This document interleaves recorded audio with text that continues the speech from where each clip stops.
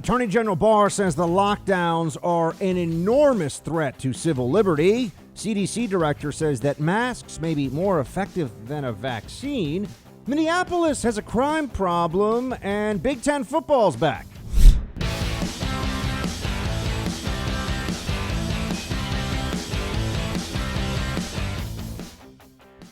Welcome to the Buck Sexton Show, everyone. Great to have you here, as always. Thank you so much for joining. An honor and a privilege as we bear down on this election, and things are just going to keep heating up. I've got to say, I'm ready for the fight. I'm like a guy that can't wait to run out of the tunnel, do a backflip on the field, and start dunking and throwing touchdowns and all those fun things, right? I want to get into this battle. I want to get into this fight, and let's start right now with what the Attorney General, as you know, I think probably the most competent, most effective member of the Trump cabinet. And he gave his speech last night. That's got the liberals all upset. He hit on some key issues. But let me break down just a couple of them for you, because this really matters. This goes to the philosophy right now, the underlying philosophical contest, debate, fight between the right and the left as it pertains to the deep state and the weaponization of prosecutors' offices and the increase of tyranny that we've gone through this year. There is a tyrannical impulse on display in this era of COVID. There's no question about that. That's what's happening right now. That's what's really going on. And the Attorney General finally said, enough is enough. Now, let me start with his view of these lockdown measures. Now, keep in mind that we just had a federal judge tell the governor of Pennsylvania, Tom Wolf, no, you can't just keep doing this. You can't extend indefinitely. Think of the power we've given governors. Think of the power we have allowed state-level officials to have. It's as though we have no constitutional protection. We don't even have administrative or process protections. Just the stroke of a pen. Yeah, I'm the governor, and I say you got to stay home. You have to stay in your domicile. You have to shelter in place. We usually accept these things in extremes like a hurricane, and we know it's going to pass pretty quickly, and it's limited duration. What we've seen is lockdown has turned into an extension of emergency measures to make them quasi-permanent. What the heck is this? Limitations on how many people can gather together? What are those based on? Well, whatever the governor thinks or his moron health advisors. New York, Pennsylvania, California, they're all coming up with this. Look, even Texas was putting restrictions in place that I was saying, what the heck are they doing? Give me liberty or give me death very quickly turned into give me a promise of safety and a face mask right away. Friends, it's time to take back our liberty. This was wrong. What's happened here was wrong. It did not even make us safer, which is always the problem with this bargain that the government inflicts on us. They pretend it's a bargain. It's really a prescription, but it's do we go along with it willingly? And in this instance, unfortunately, the answer was yes, we did. We said, sure, a slight reduction in COVID-19, a slight reduction in the infections, maybe theoretically from all these measures. Remember, I'm not talking about a reduction for a week or two. I'm looking at the totality of cases.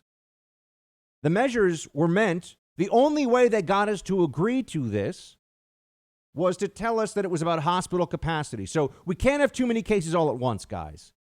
And then they just somehow seamlessly transition into, well, we're just going to stop this disease by ruining businesses and taking away your freedom. We're going to stop the disease. It's not possible. And everyone who had looked at this problem set before of a pandemic had said a lockdown like this probably won't work and it'll be catastrophically costly. 60% of businesses that have closed are now permanent closures, according to Yelp data. 60%. We don't even really know what the long-term consequences of this are going to be. It's as though we've put a bandage over the wound and no one's really seen how bad is the bleeding. Well, until we remove the bandage, we're not even going to know. I asked the Attorney General when he was on the show, I tried to get to, sir, are we going to see any legal effort to remedy this. Why isn't the Department of Justice suing states? But I understand why they would say, oh, well, now the federal government is using the legal process. This is what the left, the Democrats would say, using the legal process to advance Trump's reelection prospects at the expense of killing grandma. And that would be the whole argument. That's everything that they would say. And unfortunately, politically, that's a very powerful argument because we have a lot of fearful, stupid people who believe whatever the mainstream media tell them to this day, which is remarkable. Remarkable. Even when you look at NBC and ABC News, this warmed over liberal crap, millions and millions of people. More people watch that than any show on Fox News. As monster as the Fox News ratings have been recently, enormous ratings. The Tucker show's got 4 million people a night watching that show on some nights. It's amazing how many people actually want the truth. Isn't that a fascinating? When they have that option, they do turn to that. But there are a lot of people that want to be told what they've been told in the past. A lot of people watch those other channels. And they don't understand what's really happening in this country as a result of it. The Attorney General certainly understands. Where was the justification for all of this? I see people saying, oh, Buck, what about seatbelt laws?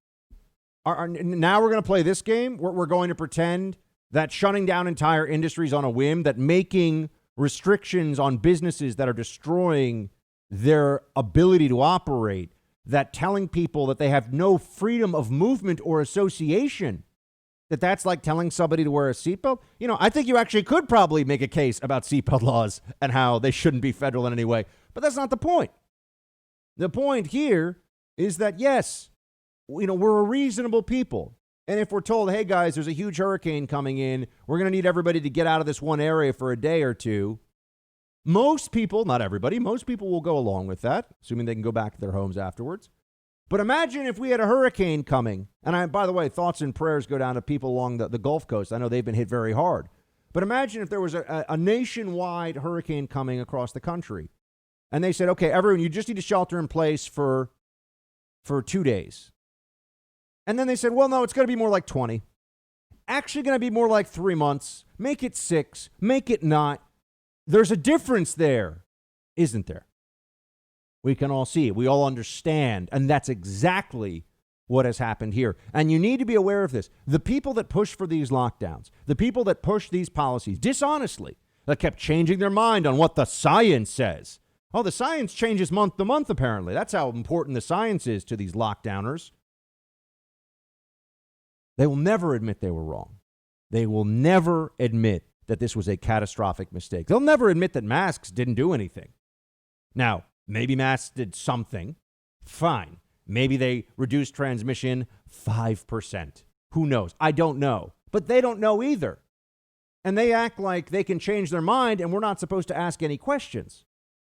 I mean, like a bunch of sheep. People just go along with this. The CDC director, we're going to get into this in a little bit. He's saying stuff in direct contradiction to what he was saying months ago and looks at you like, if you don't just go along with what he says now, there's something wrong with you.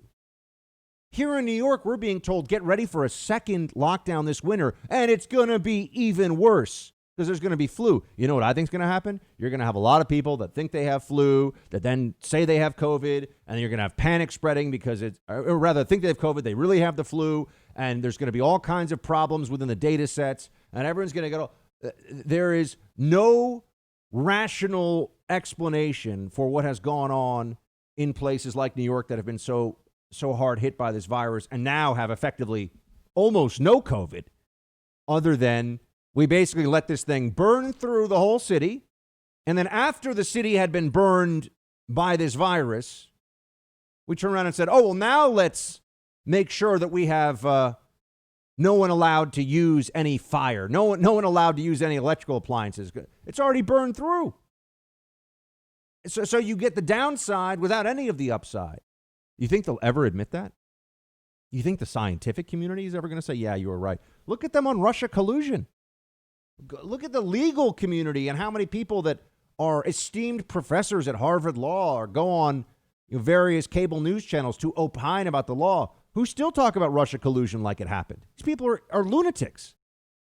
You think they're ever going to say, yeah, we cost millions and millions of people their jobs, their livelihoods, bankrupted them, took away their freedom, put them under tremendous psychological duress, exacerbated their alcoholism or exacerbated their drug abuse problems by separating them from their families, told people they couldn't even say goodbye to loved ones except via Skype if they were lucky because of our policies for the lockdown.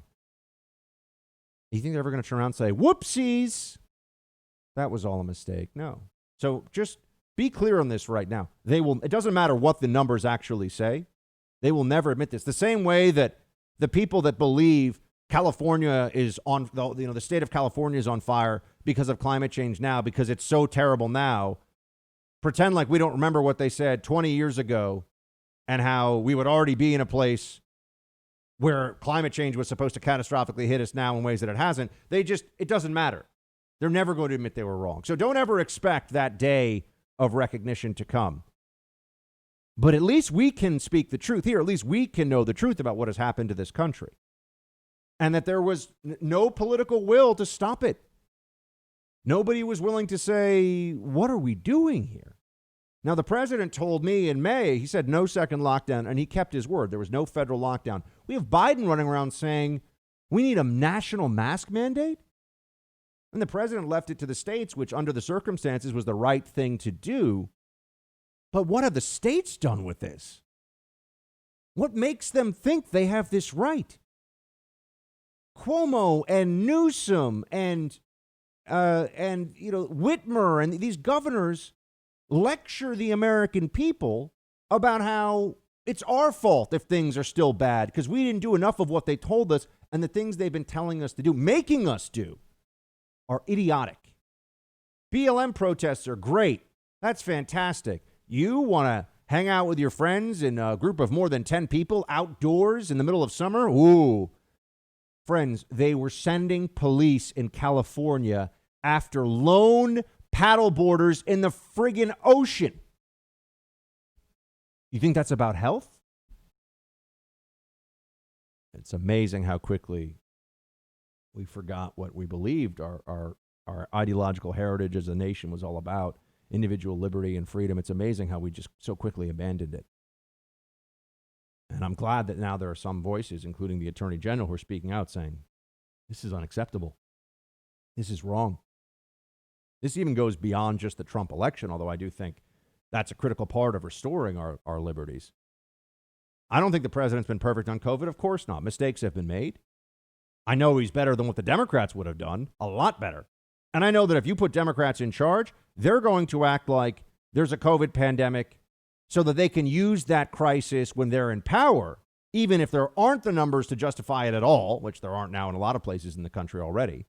They're going to use that to their advantage. They're going to continue and even, if necessary, manufacture elements of the COVID crisis into 2021 for their own purposes, to exaggerate it, to pretend it's worse than it is, so that they can have, look at all this power that we've allowed the state to have, that we should wrest from them with every ounce of our being. We should pull it from their grubby little fingers.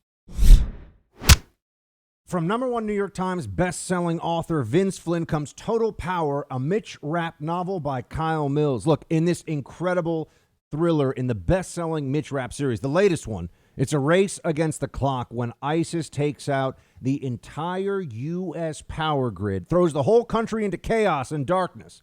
Look, this story is going to keep you on the edge of your seat while taking you through a destructive cyber attack on our entire nation's power grid. Imagine what that would do, the chaos, the panic. And ISIS, other terrorist groups have thought about this before, so you'll really get a sense for what could happen.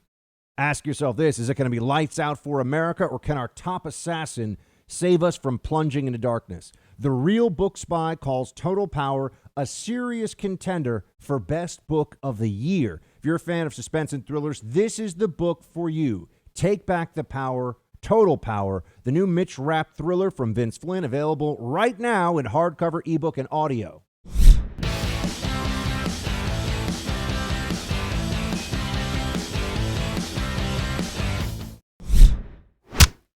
Putting a national lockdown stay-at-home orders is like house arrest. It's other than slavery, which was a different kind of restraint, this is the greatest intrusion on civil liberties in American history. The man is speaking the truth here. You could argue about the internment of the Japanese during World War II, and I think that if he thought about that, he might say, okay, fine, it's the third greatest intrusion of civil liberties in our history, but it's right up there.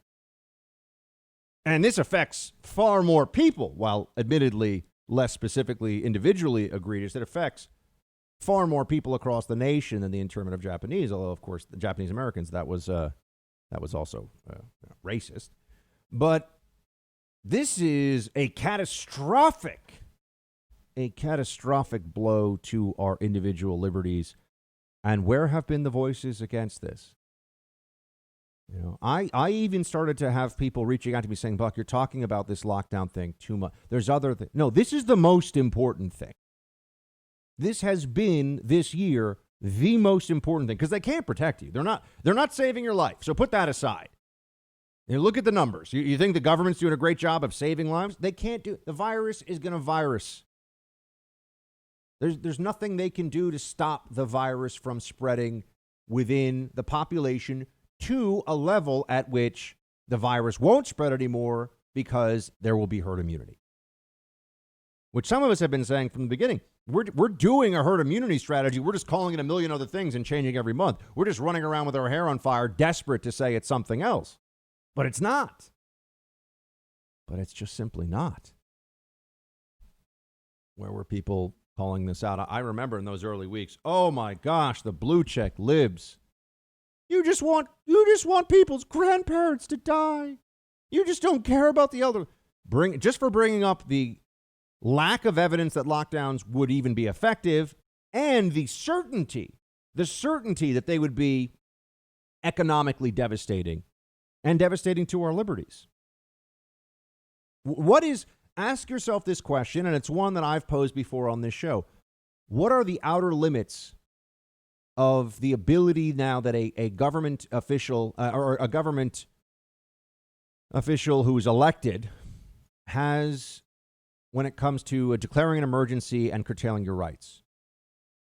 You think that, what are those limits? I don't know. Is there a time duration? Is there even a need for legislation? No, a governor could declare tomorrow a climate emergency in California and say no one can use any electricity, with some exceptions I'm sure they'd make, right? No one can use any water in their homes right now, only bottled water. And, everybody has to start changing the way that they, go about their day-to-day lives until we say the climate emergency is over. Oh, and unless you're an essential worker, you have to stay home. We're not going to make everybody telework. Why is there no authority? You might say, Buck, that's crazy, and it is, but they have the authority to do that now. My friends, if the government has the authority because it says so to tell you to stay in your home on pain of arrest or fine, to tell you cannot gather with other human beings, that you cannot engage in otherwise lawful activity, that you have to shut down your business and suffer the economic consequences, that you have bills that you must pay while being unable to make the income necessary for paying them because of government mandate. What do you think they can't do? And mind you, over 99% of the people that are making do that are zero risk to public health, do not have the disease, are not spreading it to anybody. Where are the limits to their power and authority? Friends, there isn't a limit. Lock down in your homes if they want to for years. And some of them are even talking about extending this deep into next year. So let's not just pretend it's theoretical. What does losing your home have to do with the COVID-19 pandemic? Well, you see, home title theft is a cybercrime. Cybercrimes are up about 75% during the pandemic, which means home title theft is going up too. Here's how it works. Your home's title exists online. The bad guys, cyber thieves, they find it. Then they kick you off with a quit claim deed and take loans out against your home. So they get the cash, steal your equity. And you might not find out about this until you start getting bills in the mail or maybe even a foreclosure notice. The usual identity theft services do not protect you, and you would be shocked at how easy it is for the bad guys to pull off this crime. You have to create a virtual barrier around your home's title with Home Title Lock. Go to HomeTitleLock.com, enter the promo code BUCK. You'll get 30 free days of protection. Again, that's HomeTitleLock.com. Enter promo code BUCK for 30 free days of protection. You can also check to see if you're a victim of this crime and don't even know it yet. HomeTitleLock.com, promo code BUCK.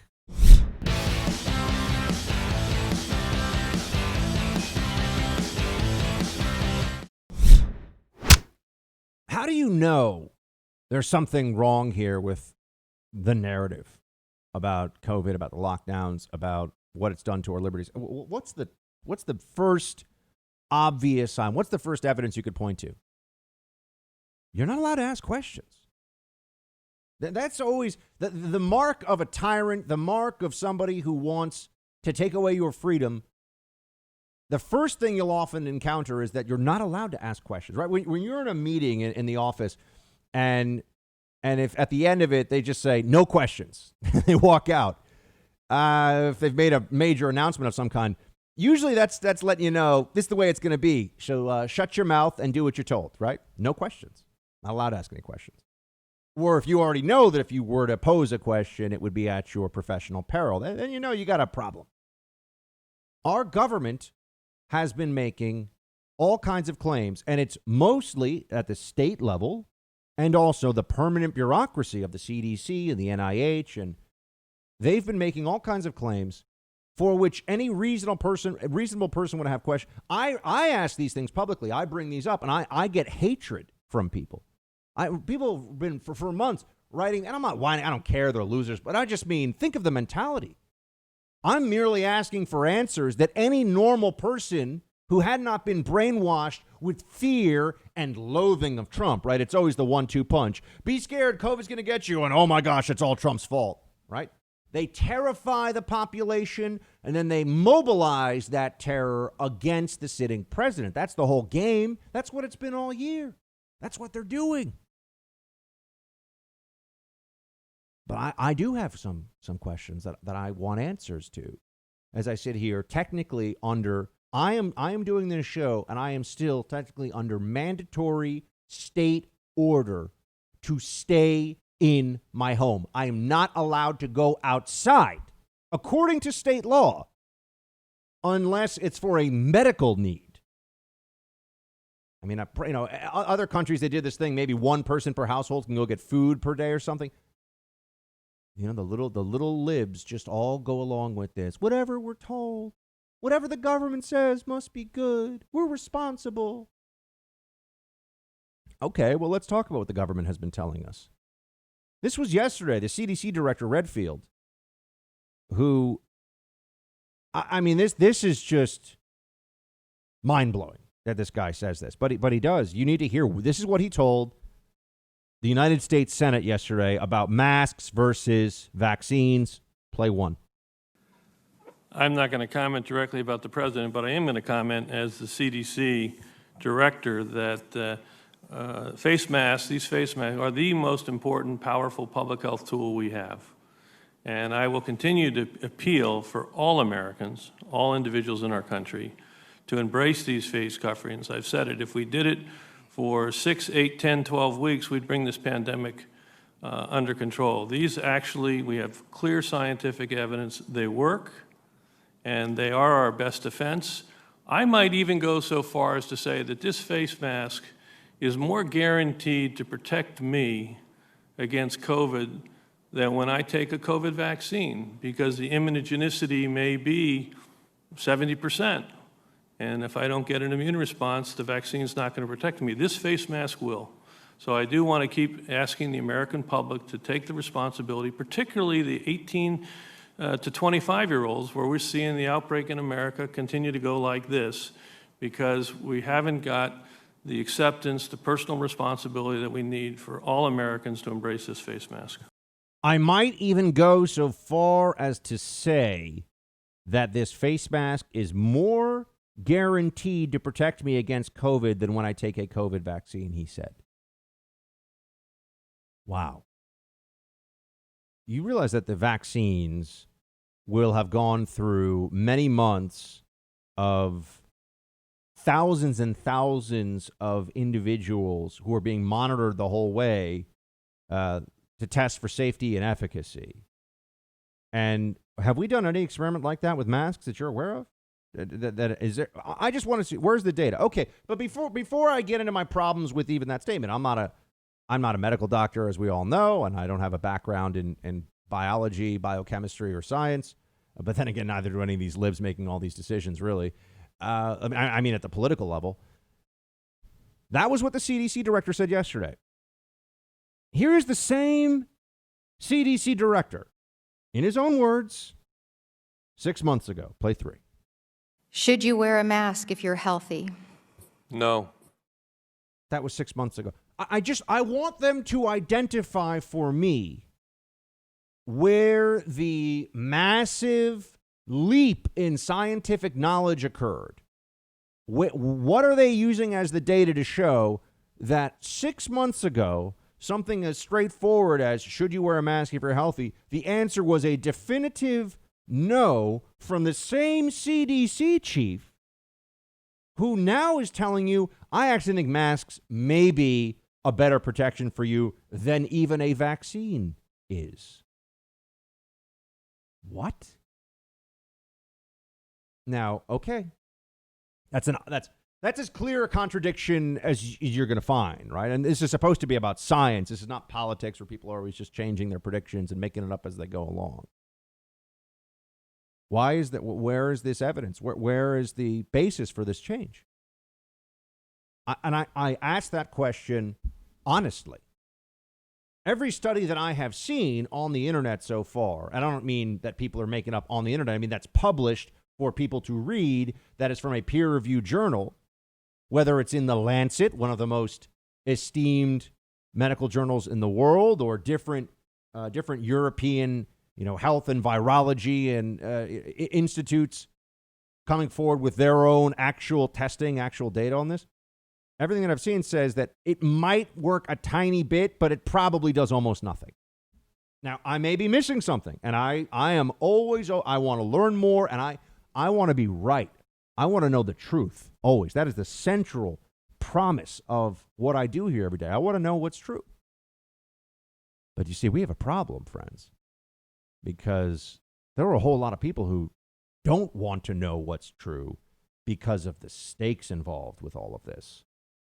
You have two major competing forces against truth about the lockdown, truth about this policy that has been inflicted on us, that's effectively stolen a year of our lives from everybody in this country in one way or another. You have the election and the need to blame everything on Trump. But you also have, for many people, the equally powerful need to avoid accountability from within the federal bureaucracy for pushing disastrous policies that have been terrible for the American people and ineffective. Right? It's one thing if you at least get something for your pain. It's not clear at all we've gotten anything for our pain. Some of us have been warning from the beginning about this. Some of us were raising the alarm, asking, we were drowned out. We were shouted down. Oh, you're not a scientist. Yeah, but the scientists change their mind the quote scientists change their mind about every 2 weeks. So what am I supposed, I'm supposed to think that now it's like science ex cathedra pronouncements. Now it's inviolate. You can't even wonder if maybe there's something else going on here. It's truly astonishing, friends. I don't know what else it's going to take other than I think that we have reached a point now where the American people, in their own way, and if they feel ready to take whatever consequences come, you're looking at a need to just refuse. You're looking at a need for there to be mass non-compliance, intentional non-compliance for businesses, for people that are saying, oh, okay, and by the way, I'm not saying, go cough on people in a nursing home and be a lunatic. But when you're talking about specific policies, no, I'm not going to put a mask on to walk from a restaurant table to a bathroom when I've been sitting indoors in a restaurant for an hour and a half, breathing and doing, because it makes people feel better that there's something being done. That's dumb. And these are mandates. These are required by law. I've got to tell you, it's been a failing of conservatives up to this point. We've lost the COVID narrative battle. We've lost it. It doesn't mean that we can't push back now and hopefully turn this around.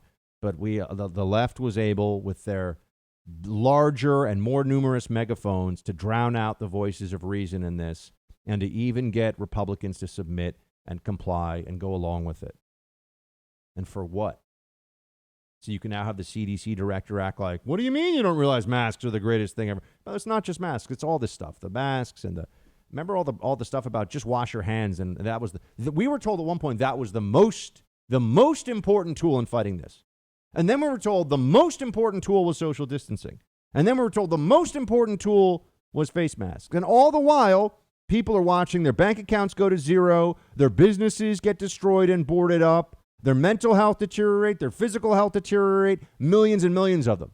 But government employees, bureaucrats, the rich, the elites, the people who can telework with no problem, for them, it just turned into a big, hang out in your pajamas, watch Netflix, eat your mac and cheese, and, express your contempt for anybody that has a problem with having their business shut down. Oh, they don't care enough about people. This is a very dark chapter in this nation's history, and it's still being written right now. And if we lose this election, they're going to do this again in 2021 because they love the power and control. The party that does not, at its core, want more than anything else to just constantly be dictating everything to you about every aspect of life. The party that doesn't want to do that has been in power, and this is what we've gone through this year. Can you imagine what happens if the executive branch goes into the hands of Biden and the lunatics around him that are making the marionette dance to the prescribed tune? I'm just saying, these are part of the stakes that we face now. I was thinking that they're going to open the country after Biden wins. Oh, no, friends. No. We haven't paid a high enough price, according to the libs, not for COVID, for our election of Donald Trump in 2016. No, they have to purge our sins even more through continued control, manipulation, usurpation of our rights in the name of keeping us safe, in the name of you being responsible and considerate of your fellow Americans. That's what they're going to tell you. I think it was a month ago that I wear a mask to protect you is what they were saying, right? And now the CDC director today just switched it. Well, masks are great protection for you. I'm sorry, which is it? It just changes. Why are you asking questions? Don't ask questions. Not allowed, you see. Friends, it's long past time to say enough is enough here. But that means that there are going to be consequences for fighting back. Tyrants don't give back power willingly. It has to be taken.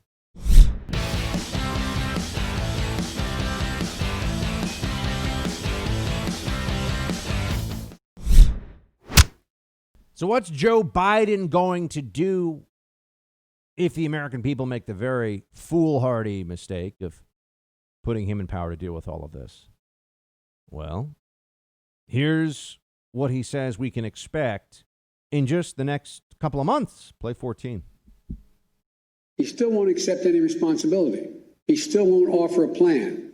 And last night, he repeated what he said so many times before, that even if he continues to offer only failing indifference, someday the virus is going to go away by a miracle. Even if he does nothing, it's going to go away by a miracle. It won't go away like a miracle. In fact, even if we get a vaccine, will not be available for most populations or well into the 2021. So we're heading into a very dangerous autumn.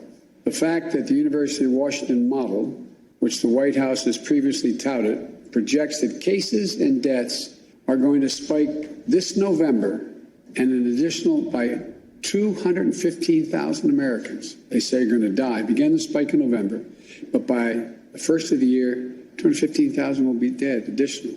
That's more than have already died. We need leadership right now to prevent that from happening.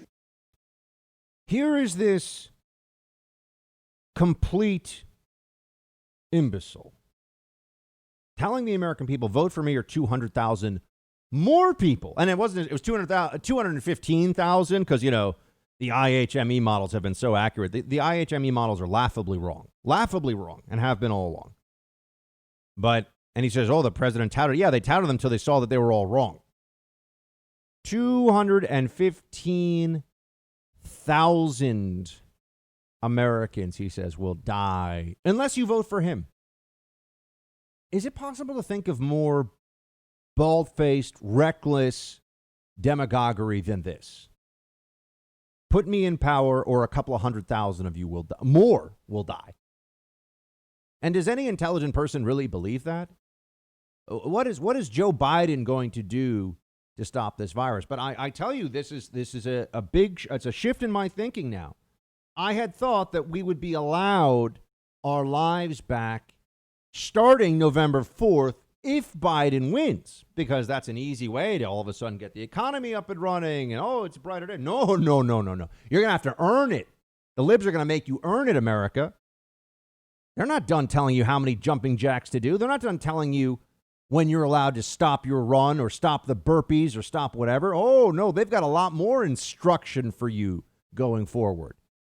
There's going to be instruction for your health during the COVID pandemic that involves climate, that involves gun control, that involves you name it, right? Massive expansions of government in the healthcare system, right? Taking Obamacare and by executive fiat, piecing more of it back together and building an even larger mess within the healthcare system. They've got all kinds of plans. They're not just going to let us go back to normal life. They don't want that. They don't think that people should be making their own decisions. That's central to the ethos of the Democrat Party, right? They have like a communist Politburo mentality. They really do. We'll put all the really good, smart people in charge. We'll crush the individualistic types who want to get ahead and have their own lives and make their own choices. And then we'll give enough to the rest of the masses that they'll keep us in power. There we go. That's going to be the plan with COVID. They're going to leverage the crisis even more. They're not going to let this crisis go to waste, right?